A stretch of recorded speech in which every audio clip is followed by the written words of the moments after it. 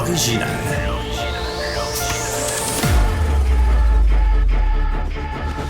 Du Trizac. Votre plaisir coupable. Bonjour tout le monde, on est le 31 octobre, jeudi. Stéphanie, c'est quoi aujourd'hui? Ah oui, tu as gardé ça pour moi. Oui! Gros plan sur Stéphanie, s'il vous plaît. C'est une partie de mon déguisement d'aujourd'hui. Un petit peu plus tard, on est des scientifiques à la maison. Oui. Donc, c'était l'accessoire le plus facile à amener aujourd'hui, puis que je vais pouvoir retirer, évidemment, tout au long de l'émission. Des petites lunettes. Il y a une fois, j'ai failli manger une volée dans ma vie. On était dans un vestiaire, j'étais avec mon frère Daniel, qui a 7 ans de plus que moi. Il m'avait amené jouer au ballon-ballet. Le ballon-ballet, c'était joué par des toughs. C'est sportif, le ballon. Non, oui, mais c'était surtout alcoolique. Puis j'avais dit à un des collègues de mon frère qui était entraîneur, parce qu'il y avait un gros nez de même, il y avait des lunettes noires, puis il y avait une moustache. J'avais dit, quand t'enlèves tes lunettes, est-ce que ton nez et ta moustache viennent avec? Attends, chaque fois, je pense à ça. Bon, OK, ça suffit. On va peser les bonbons après-midi avec Alexandre. Attendez, je vais m'habiller, là. C'est trop serré. Je sais pas comment vous faites pour vous être. Je suis pas capable de respirer. Il reste encore un peu d'espace. Non, de la merde. Non, je le fais pas. OK. Fait qu'on va peser des bonbons tantôt parce que là, on se fait avoir. On va en parler avec Pascal Thériault, qui est de l'Université McGill, parce que les bonbons, c'est pas comme dans le bon vieux temps. Hey, les Kit Kat, là, c'est une moitié de crotte de nez. C'est ridicule, là. Puis les prix n'ont pas baissé. Ils en mettent moins. En même temps, dans le bon vieux temps, ce qu'ils donnaient, c'était des kisses à mélasse. Aujourd'hui, on donne des petits barres de bonbons. Oui, puis ta dent partait avec. Là, non, mais il y a récemment, là, je vais vous le montrer, on a fait le test tantôt, les Kit Kat étaient un peu plus longues, c'est l'exemple. Là. C'est tout pareil, ils ont tout coupé. Le cacao, le cacao, l'huile puis le sucre ont augmenté. On va en parler tantôt à 12h35. Et Jean-Sébastien Jutra, planificateur financier, est-ce que la bourse est républicaine ou démocrate? Et j'ai l'impression qu'elle est républicaine parce que là, on anticipe la victoire du Donald Orange. Puis moi, ça me trouble. Donc, je vais faire ma culture parce que je suis zéro, là. C'est Mme Dutrizac qui gère l'argent à la maison ou l'absence de. Et Régent Leclerc, dans le coin droit, qui porte le maillot rouge de communiste. Mettons qu'on va dire multicolore. Oui, multicolore, le président de la Fédération de la santé des services sociaux. Une méchante nouvelle ce matin qui est tombée. Monsieur Leclerc, bonjour, bienvenue à l'émission. D'abord, je vais lire le début de votre communiqué de presse parce que ça en dit long. Et puis, tout est là. 4 mois après la signature de conventions collectives du secteur public du réseau de la santé et des services sociaux et plus de 10 mois après la signature de l'entente sur l'équité salariale pour le personnel de bureau de l'administration, le gouvernement, évidemment du Québec, se dit incapable de respecter les délais qu'il a lui-même demandés quant aux ajustements salariaux ainsi qu'au versement des sommes dues. Qu'est-ce qui se passe? Bien, qu'est-ce qui se passe? Pas compliqué. Le gouvernement n'est pas capable de respecter sa signature. Vous savez, l'année dernière, la négociation a culminé vers des journées de grève. On entendait le premier ministre supplier les syndicats de lui accorder de la flexibilité, en échange de quoi on bonifierait les primes qui visent des quarts défavorables, des endroits où c'est difficile, l'attraction, la rétention. Des quarts défavorables, la fin de semaine, le soir, la nuit. Les jours fériés. Exact. Puis là, on nous chantait toute une belle chanson en disant, allez, les méchants syndicats doivent... Oui, c'était nous autres. Ouais. Fait qu'à un moment donné, lors de la grande nuit, on s'est dit, bon, là, il faut répondre à cette demande-là. Prenons le risque, parce que c'est vraiment un risque. Là, on s'aperçoit aujourd'hui que le risque a été... Le lien de confiance est grandement ébranlé. Grandement ébranlé parce que ce qu'il faut comprendre, c'est que le gouvernement, il négocie avec le syndicat, mais c'est le syndicat qui parle à ses membres, qui sont les employés du gouvernement. C'est les mêmes personnes. Ouais. Donc, à un moment donné, il y a des gens qui ont dit, OK, bon, on vous entend, on comprend, on a fait la lutte, on a livré la bataille, on a fait les grèves, mais là, OK, on voit là. Noir sur blanc, on voit les dates, on comprend que c'est là qu'on va être payé, dont l'équité salariale, ça fait 14 ans que les femmes attendent. 14 ans qu'on attend. Pour le travail Oui, parce que le même travail qu'un homme? Oui, tout à fait. Le salaire était insuffisant. C'est plusieurs milliers de dollars. Il y a des gens qui ont quitté le réseau. Il y a des gens qui sont décédés. Imaginez. Des femmes? Ben oui, des femmes. Exactement, c'est les femmes. C'est les femmes. Oui, c'est les femmes.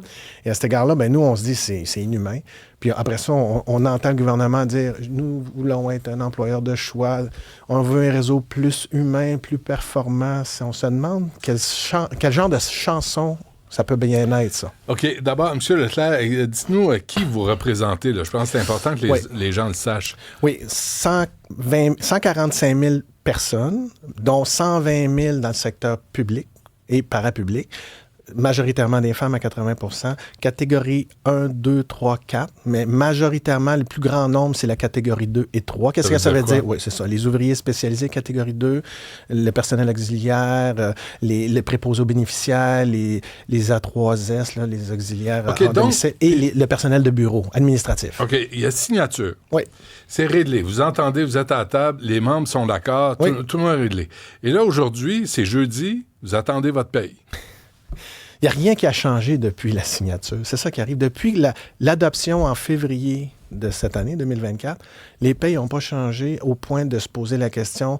Ils ont changé mais sur les paramètres salariaux globaux, les augmentations de salaire, mais tout ce qui a été promis pour assurer la rétention puis l'attraction du personnel, tout ça n'est pas encore livré. Le pire, c'est ce qu'on nous annonce, c'est qu'ils ne savent pas quand. Pourquoi? Parce que c'est une entreprise privée qui gère les payes. Puis là, le gouvernement signe une entente, puis il dit, ben c'est pas moi, c'est eux. Puis eux sont dans le privé, fait que c'est d'autres choses. On n'a pas de contrôle là-dessus. Puis vous savez, l'informatique au gouvernement, c'est une tare. Non, mais c'est pas vrai, M. Leclerc. Corrigez-moi, s'il vous plaît. Oui, je vais vous corriger avec plaisir, parce que quand la CAQ était dans l'opposition, avant 2018, moi, j'avais Éric Kerr. Dès qu'on abordait un sujet, on l'avait en ligne sans l'avoir appelé. Oh! Il était toujours là, prêt à commenter, puis dire « Moi, je ferais mieux. Nous autres, on ferait mieux. Nous autres, à la CAQ, on sait comment ça marche. Puis les libéraux, c'est une gang de jambon. » Paraphrase.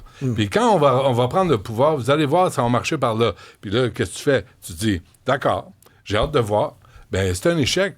Et ça, est-ce que ça relève, encore une fois, de M. Kerr? Bien, je l'inviterais à nous appeler, on pourrait jaser. Là, c'est quoi le numéro aussi? Mais en même temps, je vous dirais, c'est peut-être pas directement lui. Parce que ces entreprises-là sont dans le réseau depuis un certain temps. Qui les a choisis, ces entreprises-là? C'est le gouvernement, là, c'est le ministère de la Santé. Oui, c'est ça l'affaire. C'est ça l'affaire. Et si tu signes une entente, une entente avec vous, M. Leclerc, là, je vais me revirer de bord, puis je vais appeler mon fournisseur, puis dire, assure-toi que dans 4 mois, les chèques vont sortir. Le pire, c'est qu'on pourrait pousser l'ironie jusqu'à dire on va faire des saisies légales ces établissements du gouvernement parce qu'ils ne sont pas capables de nous rémunérer. Oui, c'est nouvellement dit. Oui, mais je le fais à demi-blague, mais ce que j'aimerais que les gens comprennent, c'est que ce gouvernement-là prend des engagements et ne les respecte pas. C'est un discours d'un côté, puis de l'autre bord de la bouche, on nous dit d'autres choses. Et là, après ça, les employés, comment voulez-vous qu'ils perçoivent cela? Comment voulez-vous qu'un employé... c'est perçu? C'est une colère. C'est une colère. C'est des femmes. Je vous vois venir. C'est des femmes. Ils vont rien casser. Ils vont déranger personne. Elles sentent mal d'abandonner leurs patients. Ils font pareil que les enseignantes. Les enseignantes ne veulent pas abandonner leurs élèves. Les infirmières ne veulent pas abandonner leurs patients ou tout le personnel de santé. Vous savez comment ça marche? Je vous soumettrais qu'il y a des mouvements sociaux qui émanent du féminisme, qui est basé sur cette espèce de sentiment qu'on les exploite sur la base, justement, des femmes de cœur. Puis là, il y a des gens au pouvoir qui abusent leur dévouement. Ils abusent de ce sentiment-là, mais lorsqu'elles sont tannées, watch out. Il y a eu des mouvements sociaux au Québec qui sont à la base, justement, des avancées comme celle-là. Les CPE, en exemple, la loi sur l'équité. Là, on est dans l'application de la loi sur l'équité. Moi, je pense qu'ils vont devoir régler, c'est inévitable, mais ils font comme exprès, c'est un manque de crédibilité, c'est un manque de savoir-vivre. Je pourrais te nommer tous les noms, mais là, on est face à une situation, il faut régler la situation. Et là, les méchants dans l'histoire, ce ne sont pas les syndicats, je vous le garantis.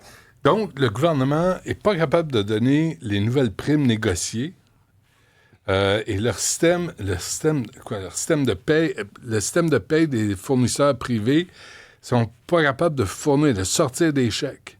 Alors, comment vous réglez ça? Bien, là, ils nous ont expliqué, malgré les délais qu'ils ont eux-mêmes choisis C'est pas nous qui avons décidé des délais pour mener à l'application des primes, puis au paiement surtout, des rétroactivités. Donc, selon leur propre analyse, on a accepté les délais. Là, on nous informe que début janvier, ils vont débuter les travaux pour modifier les logiciels. Comment pensez-vous? Début janvier 2025. Oui. Mais là, il va y avoir des frais à ça? Ah, ça, c'est les contribuables qui vont les payer. Ah, bien, ça fait plaisir. Bien, je voulais vous l'annoncer. Bon, d'autant que le taux d'intérêt légal, parce qu'on ne laissera pas aller ça, là.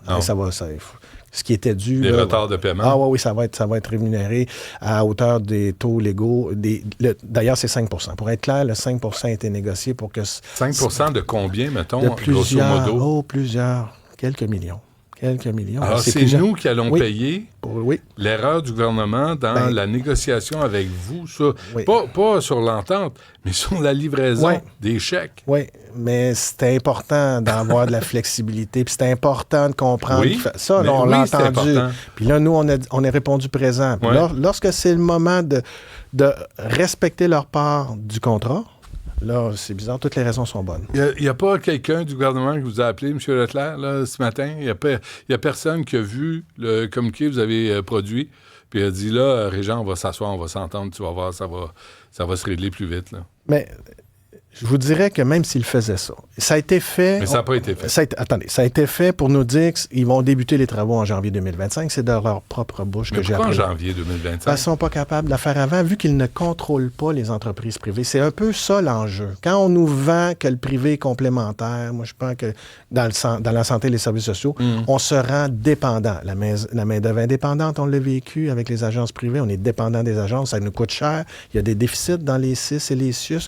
Là, on a vu aujourd'hui que le gouvernement fait des audits dans certaines régions parce qu'il y avait du privé. On payait le privé. Là, on paie une entreprise privée pour les payes, pas capable de livrer. Ça va coûter plus cher au gouvernement, ça va coûter plus cher aux contribuables. Ouais. Puis là, après ça, on va se poser la question, est-ce qu'on est sur la bonne voie de telle sorte que les gens quittent, l'expertise quitte, on n'est pas capable de régler à l'interne. Si le gouvernement avait ses propres équipes de paye, bien là, on pourrait leur peser dessus. Je vous le dis, c'est ça.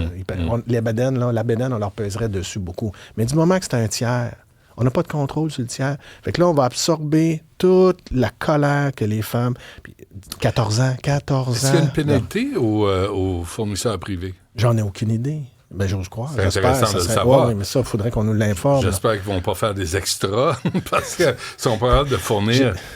C'est vraiment incroyable. Mais vous savez, on est face à un gouvernement de patrons. Ils agissent en patron. Quand on fait confiance à un patron, puis qu'au final, le patron nous livre sa part du deal de la façon qu'il le fait, la confiance s'étiole beaucoup. Ouais.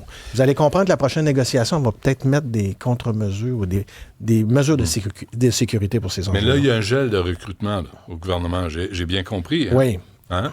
Ouais. On n'embauche plus personne. Là. Mais c'est pas au gouvernement au complet, vous avez remarqué. Non, pas les agences. Non.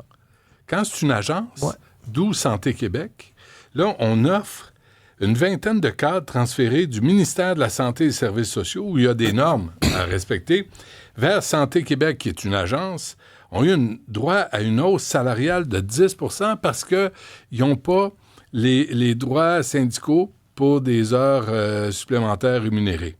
Alors là, on paye 10 % des cadres d'une agence. Puis là-bas, c'est 650 000. Son adjoint, c'est 520. Sa Mazda, 2003 par mois, en passant. Ah. Sa location de Mazda, Mme Biron, 2003, chez Leclerc. Oui. Mais, tu sais, je vous dirais, j'espère qu'ils n'auront pas de difficulté à se faire payer à cause d'un logiciel, eux. Je le souhaite. Pensez-vous? Je ne sais pas. Il faudrait le savoir, parce que là, je compatirais s'ils n'ont pas leur argent immédiatement, d'une part. D'autre part, c'est les messages derrière ça. Il faut écouter le discours. Le ministre Dubé nous disait en plein visage, le plus sérieusement du monde, nous voulons être un employeur de choix. Ça veut dire quelque chose. On s'attend à quelque chose. Et là, on dit, on veut humaniser les soins, on veut rendre le système performant. On voit ça aller, puis on se dit, mon Dieu, il n'y a rien qui est donné au service direct à la population. Il faut des cadres. C'est pas ça que je dis. Il faut des cadres, il faut que des gens fassent la gestion, mais de la façon que c'est tout orchestré, dans le contexte où on est, d'un bord de la bouche, on nous dit, écoutez, il faut couper des milliards parce qu'on est en déficit. Mais oui, on vient de s'apercevoir, c'est les agences privées de main-d'œuvre qui fait qu'on est en déficit. Ah, attendez, votez pour moi, on va baisser les impôts. Ah, mais non, mais là, il faut couper. Parce que les impôts font qu'on n'a plus d'argent. Les agences privées d'infirmières, là, oui. C'était pas réglé, ça? On a réglé ça en juillet. Est-ce que c'est réglé dans la vraie vie? Non. Dans la vraie vie, on n'a pas atteint les seuils que le gouvernement... De réduction. Je veux dire, les seuils de main-d'œuvre dans les régions, la Côte-Nord, l'Outaouais puis l'Abitibi, le nombre de personnes qui travaillent présentement n'atteignent pas les objectifs que le gouvernement s'est fixés. On pose la question à propos de Lionel Carman, là, tout ce qui se passe à la DPJ, les centres jeunesse. Est-ce qu'on devrait se poser la même question à propos de Christian Dubé, à la santé? Bien, il faut se poser des questions. C'est peut-être pas les mêmes, mais il faut s'en poser. Est-ce que c'est la bonne personne? Parce que là, les annonces, c'est assez bric-à-brac. Bien, moi, je pense que le discours était porteur jusqu'à aujourd'hui. Jusqu'à aujourd'hui, puis je vous dirais jusqu'au printemps. Vous avez confiance en Christian Dubé jusqu'à aujourd'hui? Bien, jusqu'au printemps. Le printemps, là, parce que le début de l'austérité a débuté au printemps, et nous, on le sent du terrain. C'est-à-dire qu'au moment où quelqu'un dit « je veux faire ci, je veux faire ça », c'est sûr que dans notre entourage, je dis « OK, c'est une énième réforme, on centralise davantage, on dépossède la population de leur réseau, mais il y a la phrase qui suit, c'est « faut laisser la chance au coureur ». Mais avec l'austérité qui s'est pointée au printemps, les effets concrets, on les voit sur le terrain. Pas de rasage, pas de soins, changement de culotte une fois par semaine, un bain de temps en temps. Tout ça, c'est déjà documenté et on poursuit la documentation. Qu'est-ce que vous voulez dire? Bien, en Abitibi, on a fait une sortie en Abitibi il y a à peu près 2 semaines. Oui. Puis on a objectivé de nos yeux, le personnel a objectivé que depuis mai, à cause des coupures d'heures, il y a des usagers, il y a des personnes âgées dans un CHSLD en Abitibi qui avaient des bains une fois par semaine, qui avaient des soins d'hygiène de temps en temps parce qu'il n'y avait pas suffisamment de personnel. Presque le quart du personnel a quitté parce que justement, il y avait des coupures d'heures. Il y avait des coupures d'heures et ça a un effet concret. Il va y avoir d'autres... Coupures d'heures qui n'étaient pas en lien avec les besoins réels sur le terrain. Exact. Qui étaient en lien avec le déficit du CIS.